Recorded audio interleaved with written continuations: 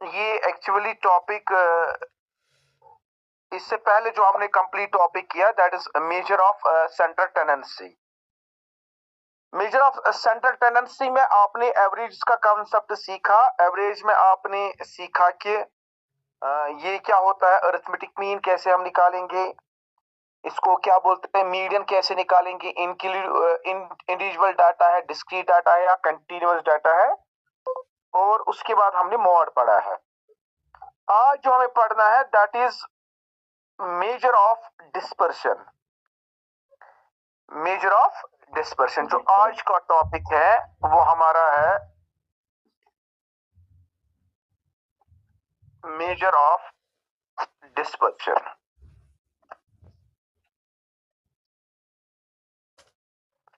सबसे पहले मैं बेटा बताऊंगा मेजर ऑफ डिस्पर्शन और मेजर ऑफ सेंट्रल टेंडेंसी में क्या फर्क है, कौन सी लिमिटेशंस हमें वहां पे ओवरकम नहीं हो गए ताकि हमें स्टडी करना पड़ा, ताकि हमें पढ़ना पड़ा मेजर ऑफ डिस्पर्शन।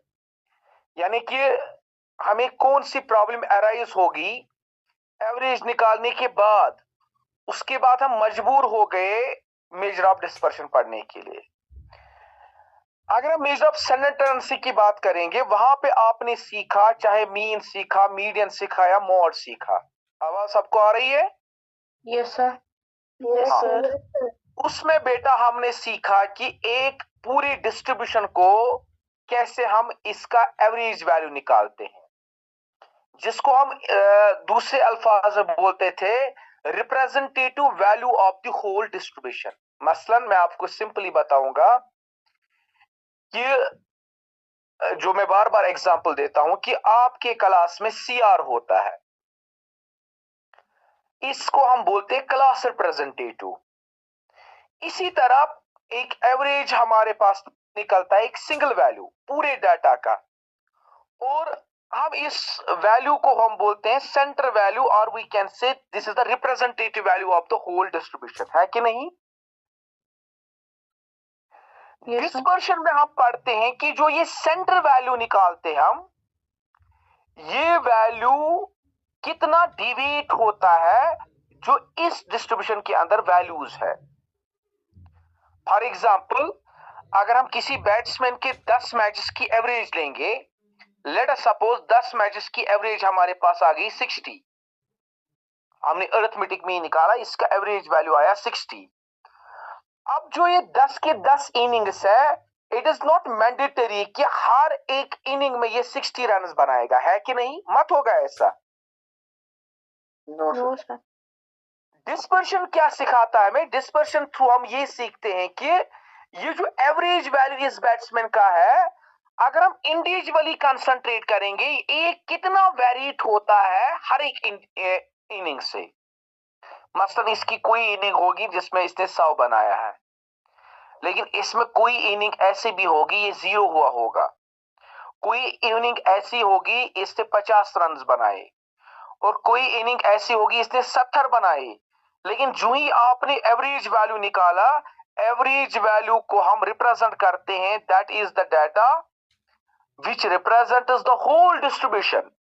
जो एक representative value of the whole distribution होता है, उसको हम बोलते हैं कि इट इज, ये क्या है, ये एवरेज वैल्यू है।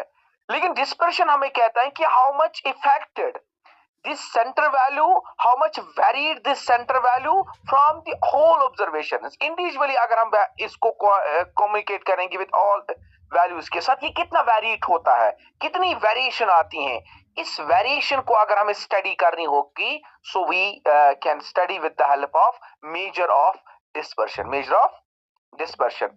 बात समझ में आ रही है? मैंने क्या कहा आपको, dispersion क्या होता है बेटा? Yes sir. With the help of dispersion we are able to identify, क्या आइडेंटिफाई कर सकते हम? कोई कितना डिफरेंट, यस, वेरिएशन कितनी होगी। हाँ, अगर आपके पास नोटबुक है, मैं आपको सिंपल एक डेफिनेशन बताऊंगा डिस्पर्शन की, वो आप नोट कीजिए। yes, है? Yes sir. लिखिए बेटा। Yes sir. लिखो, the degree of the degree of the variation of the variation of the variables of the variables about a center value about a center value is called dispersion. is called dispersion. इसका मतलब होता है कि जो हम degree of the variation निकालते हैं of the variables, जो डिफरेंट वेरिएबल्स यहाँ पे होते हैं कि जो पूरे डिस्ट्रीब्यूशन में वैल्यूज हैं जिनको हम मीन निकाला हमने, अबाउट द सेंटर वैल्यू, जो आपने ये मीन निकाला इसके रिलेटेड, इस चीज को हम बोलते हैं डिस्ट्रीब्यूशन। क्या बोलते हैं? डिस्पर्शन। हाँ, असल में क्या होता है कि ये जो डिस्पर्शन है, इसके बाद लिखो इट मेजर्स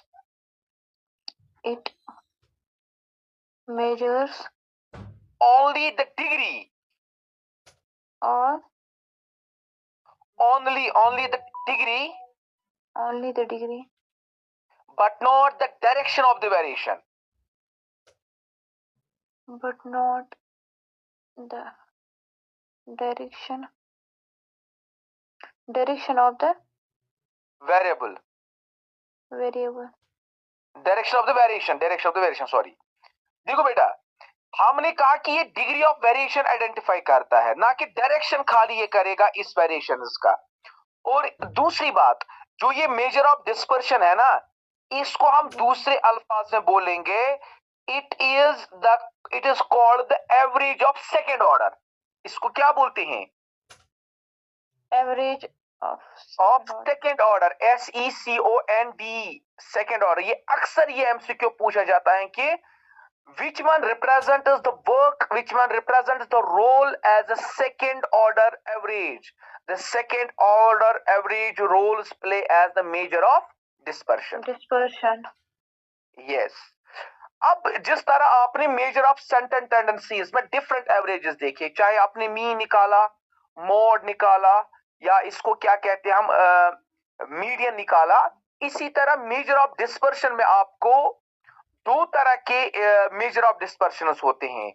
एक बेटा ये लिख के रखना है, एक होता है absolute measure of dispersion. Absolute measure of dispersion. और ये भी याद रखना कि जो ये एब्सोल्यूट मेजर ऑफ डिस्पर्शन है ना, इसमें कौन कौन सा मेथड आता है ये भी आप लिख के रखो। नंबर फर्स्ट आता है range, RANGE, range. Number second आता है कटाइल डिविएशन,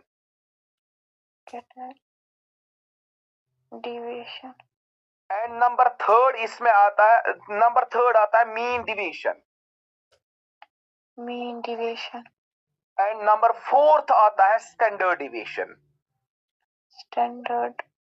अगर ये एमसीक्यू इसमें आएगा कि एब्सोल्यूट मेजर ऑफ डिस्पर्शन में कौन कौन सा आता है, इसमें रेंज आता है, इसमें कटाइल डिविएशन आता है, इसमें मीन डिविएशन आता है, और इसमें स्टैंडर्ड डिविएशन आता है। आई बात समझ में बेटा? Yes sir. सेकेंड वन है मेजर ऑफ डिस्पर्शन का, जिनको हम कहते हैं रिलेटिव मेजर्स ऑफ डिस्पर्शन। लिख के रखो, relative measures of dispersion, RELATIVE, relative measures of dispersion.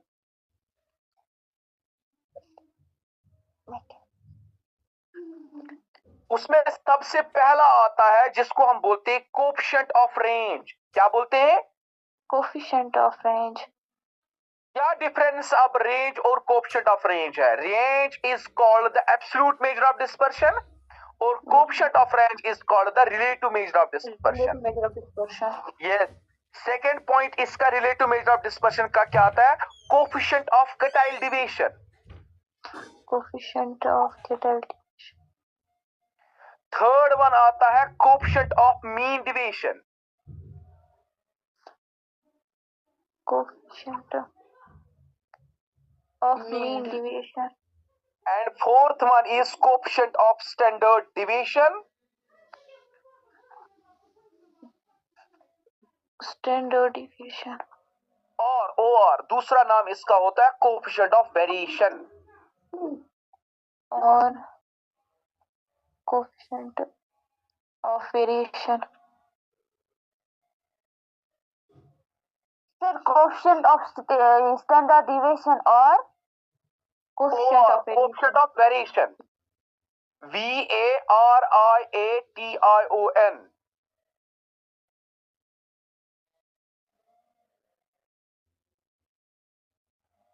Ji sir. आई बात समझ में? अब मैंने Yes, यहाँ sir. पे एक एक करके आपको मेजर ऑफ डिस्पर्शन के दो टाइप्स बताए, एक absolute measure of dispersion, second one is relative measure of dispersion.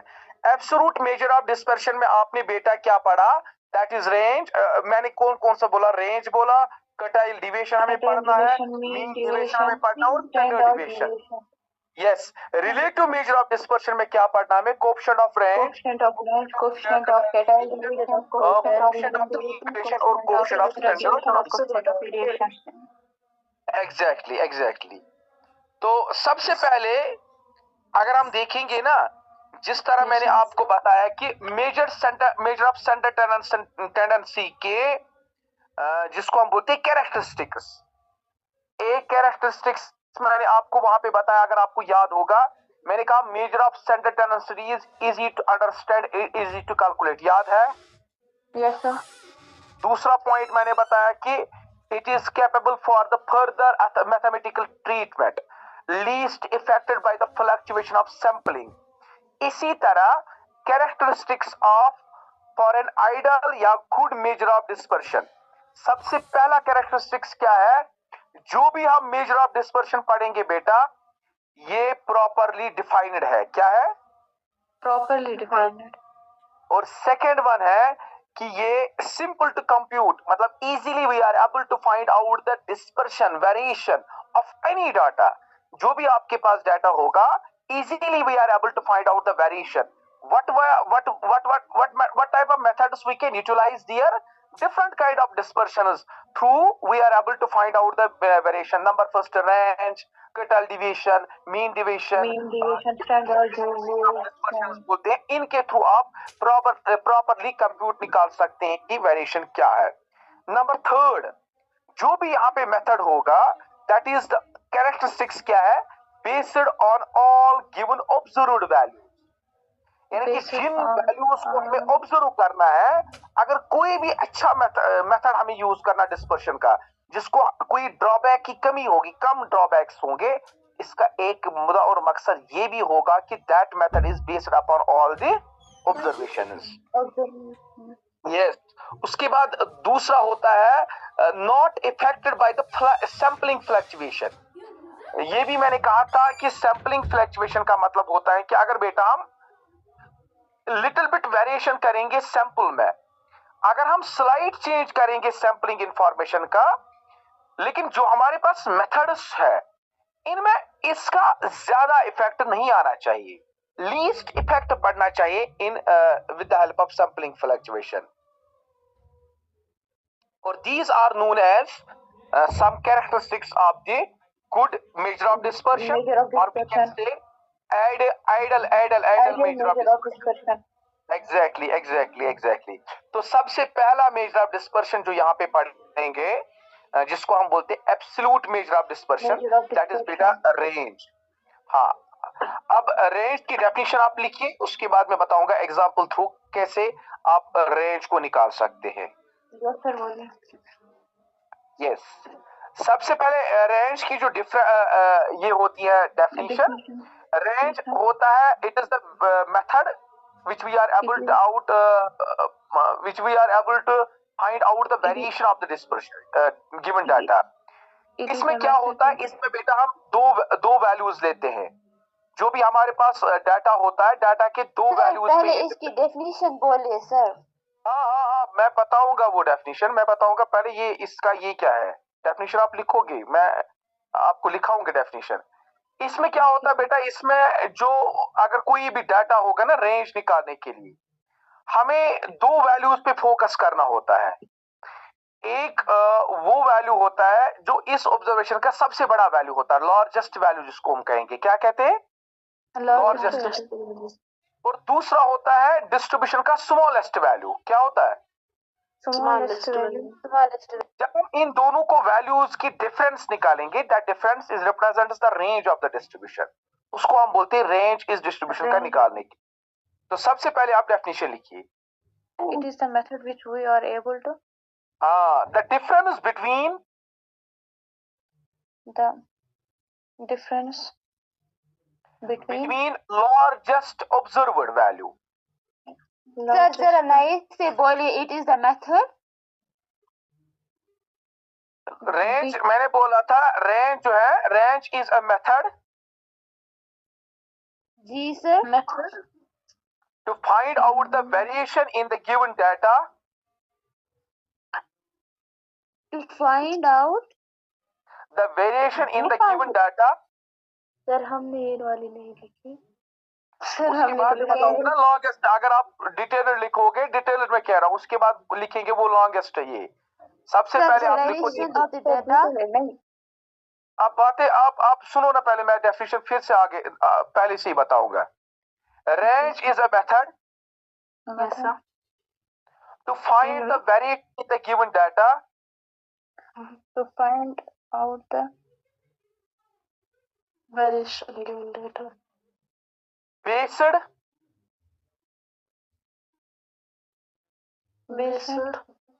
on the difference between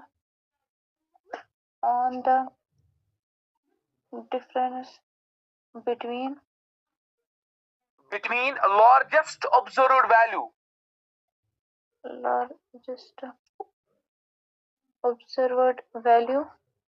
bracket में लिखो L, यानी कि शॉर्टकट में लिखूंगा मैं फिर L जब मैं वैल्यू निकालूंगा। observer वैल्यू ब्रैकेट में लिखो L and the smallest observed value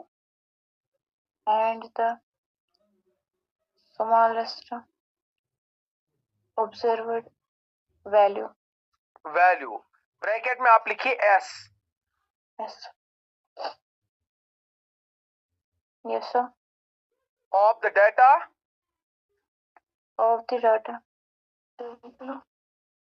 is called range of the major data। अब नीचे लिखो रेंज की फॉर्मूला, और से हम डिनोट करते हैं बेटा, और is equivalent to L minus S। ये होता है बेटा एब्सोल्यूट मेजर ऑफ डिस्पर्शन। अगर हमें relative measure of dispersion range का निकालना होगा, उसकी फार्मूला आप लिखो, coefficient of range is equivalent, लिखो नीचे, coefficient of range is equivalent L minus S whole divided by L plus S। हाँ, अब मैं आपको करेंगे। कोएफिशिएंट ऑफ मैं अभी ये फॉर्मूला लिखूंगा भी, coefficient of range is equivalent L minus S divide by L plus S। Thank you. हाँ देखिए बेटा, अब हम एग्जाम्पल लेंगे कुछ जिनको हम निकालेंगे कि कैसे हम न्यूमेरिकल डाटा को रेंज निकालते हैं। बात समझ में आई? कैसे हम न्यूमेरिकल वैल्यूज को रेंज निकालेंगे। तो ये हम जिस तरह हमने इंडिविजुअल डाटा निकाला मेजर ऑफ स्टैंडर्ड टेंडेंसी में, इसको क्या कहते हैं, या हमने इसको क्या बोलते हैं, डिस्क्रीट सीरीज थ्रू निकाला या कंटीन्यूअस सीरीज थ्रू निकाला, बिल्कुल ऐसे भी हम रेंज निकाल सकते हैं सब में। तो सबसे पहले मैं आपको यहाँ पे एक चीज दिखाऊंगा, कुछ एग्जांपल्स, वहां पे आपको पता चलेगा कि कैसे हम निकाल सकते हैं। देखो बेटा, फॉर एग्जांपल हम डाटा लेंगे इस तरह, इंडिविजुअल डाटा हम लेंगे पहले, एक्स के वैल्यूज होंगे या कोई भी एक्स से डिनोट करेंगे या किसी से भी डिनोट करते हैं, 3 4 9 8 6 5, इस तरह हमारे पास डाटा होता है। इंडिविजुअल डाटा ना विदाउट फ्रीक्वेंसी। अब इसको हम रेंज निकालेंगे। रेंज मैंने आपको बोला कि आर से डिनोट करते हैं, कैपिटल आर से। और रेंज जब ये सिंपल आर लिखा होगा, ये याद रखना कि it is absolute measure of dispersion. तो मैंने आपको फॉर्मूला बताया कि जो रेंज की फॉर्मूला निकालने के लिए है L minus S. L stands for largest observation. You can identify in the given data. Largest observation क्या है यहाँ पे? 9 है ना बेटा? 9. Yes, sir. So we can write 9 minus. Smallest value क्या है? X. Smallest value क्या है? 3. 3. तो डिफरेंस क्या आएगी यहाँ पे? 6. 6 is the range of the given distribution. इस डिस्ट्रीब्यूशन का रेंज बन जाता है 6. ये होता है इंडिविजुअल डाटा के लिए. ये क्या होता है? Individual data. अब अगर आपके पास डाटा होगा in terms of frequency, for example आपको डाटा होगा इस तरह,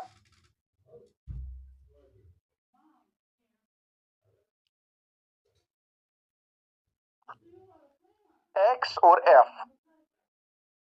x यहां पे रिप्रेजेंट करता है वेरिएबल और f stands for frequency. For example यहां पे होगा 8, 7, 4, 9, 10. फ्रीक्वेंसी होगी 1, 2, 4, 5, 3. अब आपको फ्रीक्वेंसी के साथ कुछ नहीं करना है यहाँ पे बेटा. जिस तरह एज यूजुअल हम डिस्क्रीट सीरीज में बाकी, यहाँ पे फ्रीक्वेंसी का कांसेप्ट खाली इतना होता है कि how many number of times given variable repeats in the given distribution, है कि नहीं. यहाँ कंसंट्रेट अगर हमें करना होगा वो इसके साथ करना होगा, जो ये एक्स कॉलम है. एक्स कॉलम में आप आइडेंटिफाई कर सकते हैं सबसे लार्जेस्ट वैल्यू कौन सा है? 10. एंड स्मॉलेस्ट वैल्यू कौन सा है? 4. इसका मतलब 10 minus 4 वैल्यू कितना आएगा? 6. 6 is the range of the given data. Now question arise होगा आपकी तरफ से, सर फिर क्या फायदा हमें डिस्क्रीट डाटा लिखने का, है कि नहीं? Yes, sir. The reason is behind that क्यों हम डिस्क्रीट डाटा लिखते हैं. देखो बेटा, अगर यही डाटा आप इंडिविजुअली लिखेंगे जो आपको ऑलरेडी यहाँ पे डिस्क्रीट डाटा है इस वक्त, ये इससे लंबा बनेगा या इससे छोटा बनेगा? लंबा. The reason is behind that कि एक इंडिविजुअल इंफॉर्मेशन को कन्वर्ट करते हैं हम डिस्क्रीट में. अदरवाइज रेंज का मतलब क्या होता है कि आपको आइडेंटिफाई करना है डिस्ट्रीब्यूशन में सबसे बड़ा वैल्यू कौन सा है. Yes. और सबसे लोवेस्ट वैल्यू कौन है. आपने आइडेंटिफाई किया, आप इंडिविजुअल भी कर सकते हैं डिस्क्रीट. लेकिन याद रखना जब आपके पास डिस्क्रीट में डाटा होगा इस चीज को आइडेंटिफाई करना बहुत आसान होता है एज कंपेयर टू अगर यही लार्ज डाटा इंडिविजुअल में होगा. आई बात समझ में? तो यहाँ पे ये मकसद है इसका, अदरवाइज फॉर्मूला ये है. अब अगर मैं बताऊंगा आप इसका कोएफिशिएंट ऑफ रेंज निकालेंगे, कैसे निकालेंगे? हाँ देखो बेटा, मैंने कहा आपको जब आप रेंज निकालते हैं ना, रेंज क्या होता है? Formula absolute measure of dispersion निकालने के लिए मैंने कहा सिंपली लार्जेस्ट स्मॉलेस्ट, कहा कि नहीं? Yes, sir. लेकिन अब आपका क्वेश्चन होगा सर क्यों आपने डाटा को डिस्क्रीट में लिया? क्योंकि डिस्क्रीट डाटा हमें इजीली आइडेंटिफाई करना होगा, रेंज निकालना होगा, बशर्ते अगर ये डाटा किस में होगा? इंडिविजुअल में. क्योंकि इंडिविजुअल का मतलब होता है आपको 7 2 बार लिखना है, आपको 4 4 टाइम्स लिखना है, आपको 9 5 टाइम्स लिखना है, आपको 10 3 टाइम्स लिखना है, आपको 8 1 टाइम्स लिखना है, आपको 7 2 टाइम्स लिखना है. सो टाइम कंज्यूमिंग आपको ज्यादा इंडिविजुअल डाटा में कैलकुलेट रेंज निकालने के लिए होगा या डिस्क्रीट में होगा? इंडिविजुअल में होगा ना. That's the reason behind that कि डिस्क्रीट डाटा को हम इस तरह रिप्रेजेंट करते हैं और उसके बाद प्रोसीजर सेम है जैसे हमने इंडिविजुअल में रेंज निकाला. अब मेरा क्वेश्चन आपसे है, अगर मैं कहूंगा इस डाटा को आप कोएफिशिएंट ऑफ रेंज निकालें, are you able to find out the value? Yes, sir. अगर मैं आपको अब एक चीज मुझे यहाँ पे एक्स्ट्रा बताना है, मैंने आपको कोएफिशिएंट ऑफ रेंज की फार्मूला बताया क्या? L मतलब largest observed value minus smallest मैंने आपको observed बताया value कि divided L minus S divide by L plus S, वही बताया. Yes, sir. This is the relative measure of coefficient of ये रेंज या relative measure of dispersion, है कि नहीं?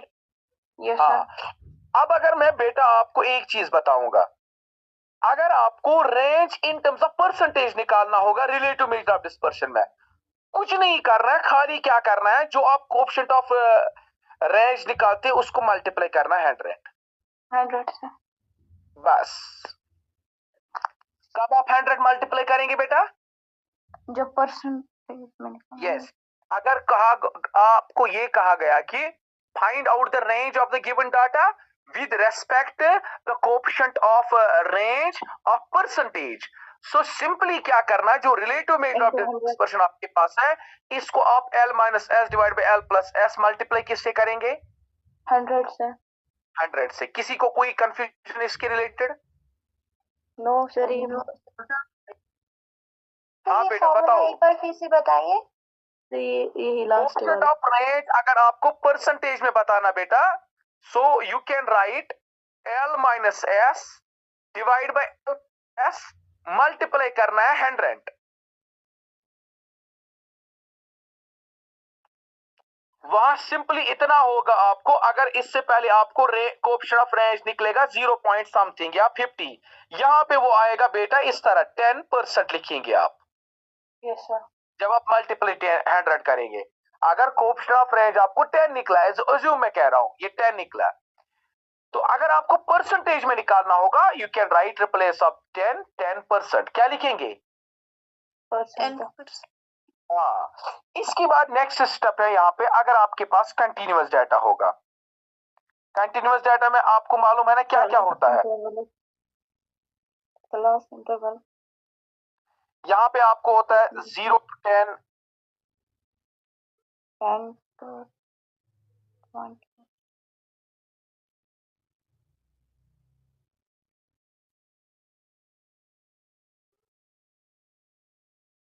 और ये भी मैं कहूंगा यहाँ पे, it is not always mandatory कि क्लास इंटरवल स्टार्ट्स फ्रॉम 0, ये जरूरी नहीं है। नहीं।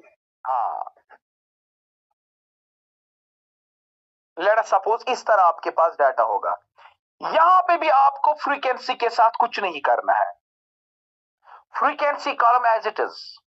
रेंज निकालने के लिए आपको कंसंट्रेट करना पड़ेगा क्लास इंटरवल्स में। आपको क्या देखना है? क्लास इंटरवल्स में सबसे बड़ा क्लास इंटरवल कौन सा है? That is 40 upper limit. Upper limit सबसे बड़ा अपर लिमिट कौन सा है? 40। एंड सबसे लोअर लिमिट कौन सा है? 0। So 40 minus 0 is the range of the given data. That is 40 यहाँ पे निकलेगा इस डाटा का range. Now the question sir, अगर यहाँ पे 0 नहीं होगा, ये 5 से स्टार्ट, फिर भी वो स्मॉलेस्ट बनेगा। Yes sir. लेकिन वहां पे इतना होगा कि जो अपर लिमिट था उसका वैल्यू चेंज हो जाएगा, वो बनेगा 35 वैल्यू वहां पे। लेट सपोज इंस्टेड ऑफ 0 अगर यहाँ पे 5 से स्टार्ट होता है, 40 माइनस 5 कितना बन जाता था? 35। कंसंट्रेट ये करना है कि रेंज जो निकालेंगे हम यहाँ पे, we never concentrate toward the frequency of the given data. यहाँ पे भी वही क्वेश्चन अराइज होगा। सब फ्री फ्रीक्वेंसी, मैंने इससे पहले कहा कि जो डाटा को हम मॉडिफाई करते हैं ना फ्रीक्वेंसी में, the reason is behind that हमारे पास डाटा लार्ज होता है, इस लार्ज को नंबर ऑफ ग्रुप्स में कन्वर्ट करना, ये हमारे टाइम कंज्यूमिंग टाइम को बचाने के लिए करते हैं हम।